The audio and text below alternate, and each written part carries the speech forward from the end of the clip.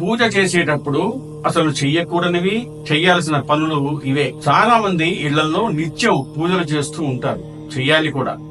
ఇక పూజ చేసే సమయంలో వారికి తెలియకుండానే కొన్ని తప్పులు చేస్తూ ఉంటారు.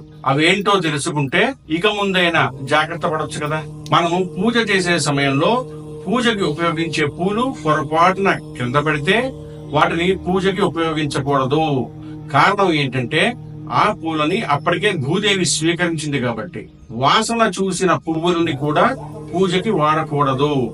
కారణం ఏంటంటే వాసన చూసిన పూలు ఎంగిలితో సమానం, అప్పటికే ఎంగిలి చేయబడ్డాయి కాబట్టి. ఇక ఆ పూలు పూజకి పనికిరావు. అలాగే కొంతమంది అమ్మే పూలని అస్సలు కొనకూడదు, పూజ చేయకూడదు. కారణం ఏంటో తెలుసా? గడ్డం కత్తిరించని వారి దగ్గర, స్నానం చెయ్యని వారి దగ్గర ఉమ్మేసిన పూలని అస్సలు కొనకూడదు, పూజ చెయ్యకూడదు. భగవంతుడు